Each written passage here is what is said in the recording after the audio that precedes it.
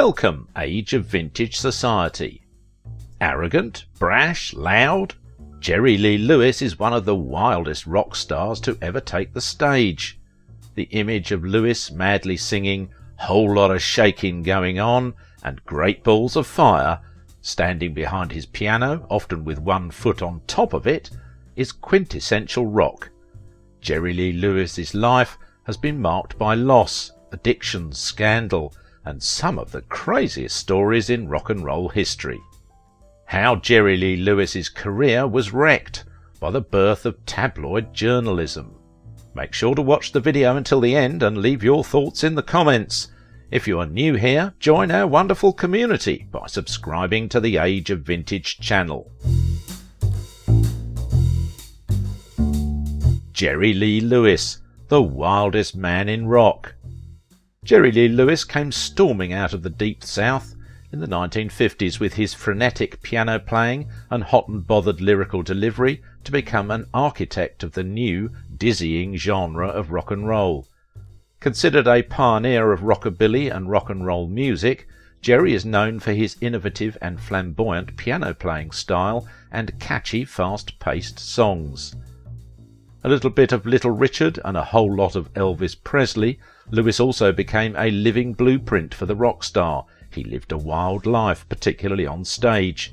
The man wasn't afraid to kick over a piano stand or light his instrument on fire to fully sell this sexy, establishment-threatening music to America's youth. Jerry Lee Lewis was one of the founding fathers of rock and roll, and reputedly the baddest of the bad boys, is known to have a temperamental side. Jerry Lee Lewis was born on September 29, 1935, in Ferriday, Louisiana, into a very religious family to Elmo and Mamie Lewis. Jerry would never escape his southern upbringing or his Assembly of God beliefs. His family, though not very wealthy, sold their house when he was a child to get their son a piano. His life was always to be tragic, starting when Lewis was 3. His older brother Elmo Jr. was killed by a drunken driver. He began playing the piano at age 9, copying the styles of preachers and black musicians that travelled through the area. With his innovative and flamboyant piano-playing style, Jerry Lee Lewis emerged as one of rock music's early showmen in the 1950s. His musical talents became apparent early on in life.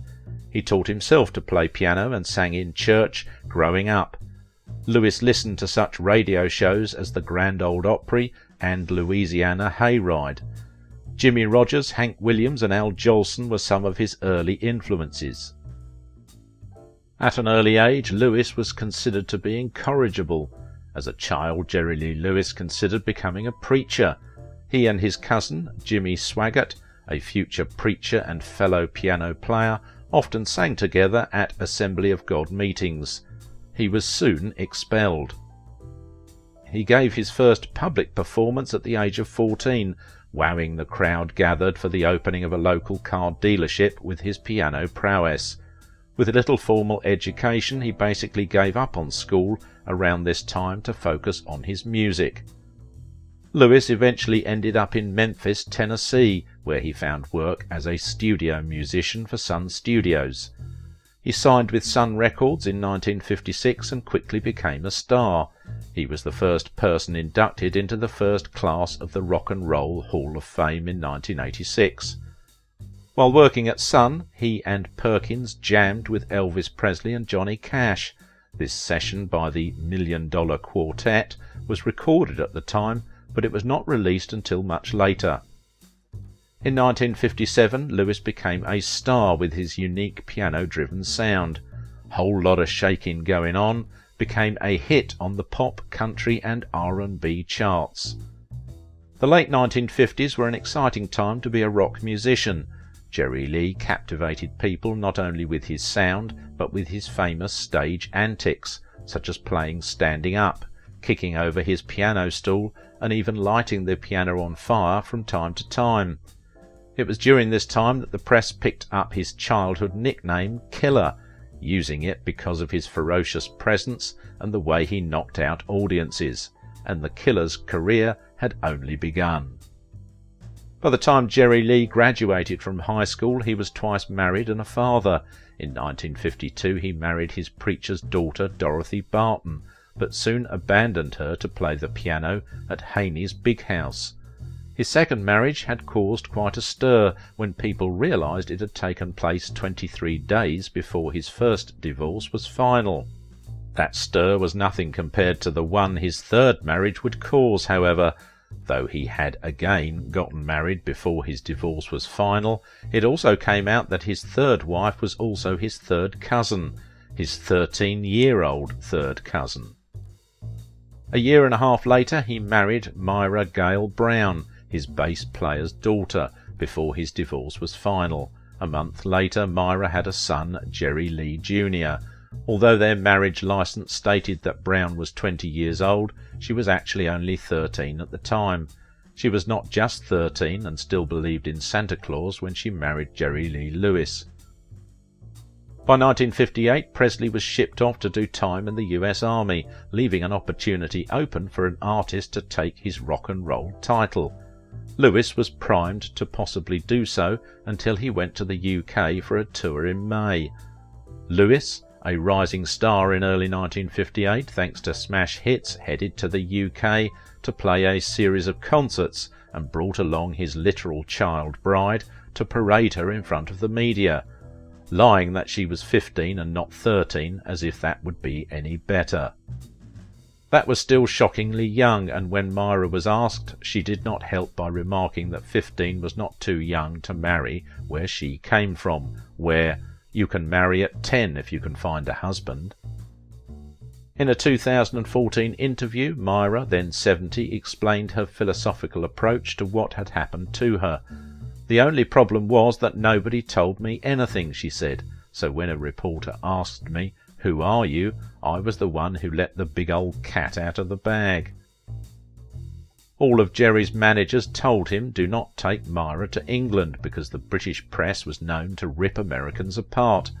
That's where all the tabloid journalism started. Everyone underestimated me being aware and possibly knowing what to do.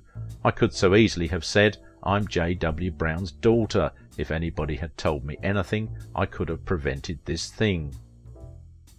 The news scandalised Great Britain, caused the tour to be cancelled, and all but killed Lewis's career back home.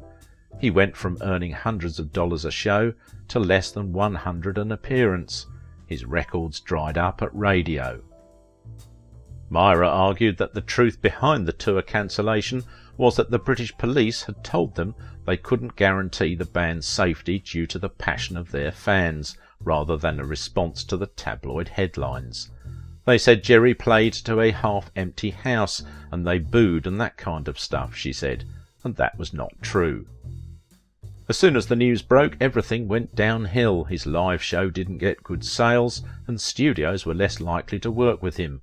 The tour was hastily cancelled due to the scandal, and Lewis's career didn't pick up again until he ventured into country music years later. It was not long before the press on both sides of the Atlantic discovered Myra's true age. The backlash was fierce and immediate. The British press in particular went after Jerry Lee Lewis hard, labelling him. Jerry and his child bride fled back to the US. Things back home were not better. The scandal was waiting for Jerry when his plane landed in New York, and the US press was no gentler than the British had been. What's more, when Lewis's plane landed, he found the scandal had crossed the ocean with him, cutting short a career that, at its peak, had seemed the only one capable of rivaling Elvis Presley's.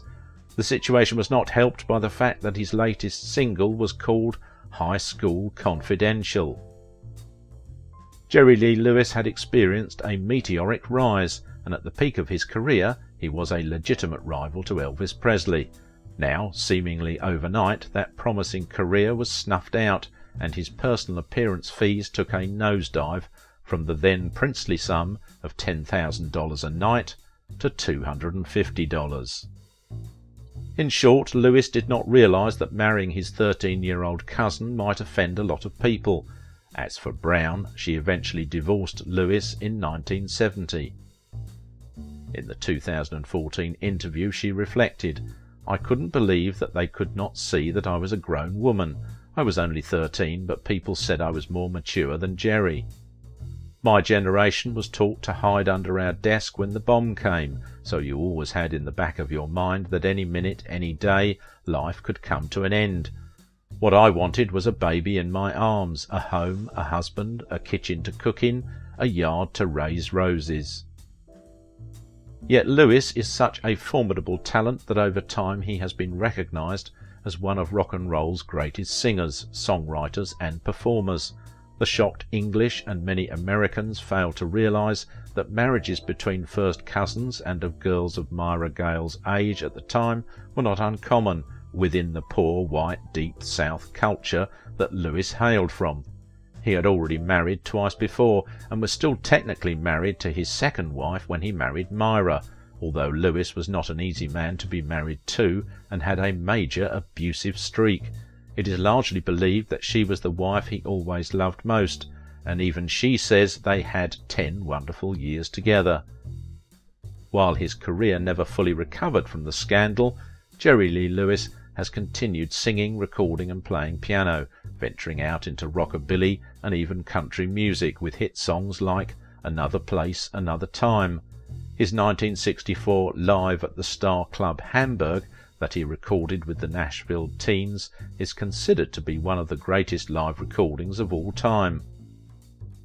Jerry Lee Lewis eventually got his career back in the late 1960s as a country performer, where his personal life was not viewed with such outrage. He outlived Elvis, but his career as a rock star was forever crippled by the scandal. By the 70s, outrageous behaviour had become synonymous with rock music, as groups vied with each other for publicity. Some set their amplifiers on fire on stage while others drove cars or pushed grand pianos into swimming pools.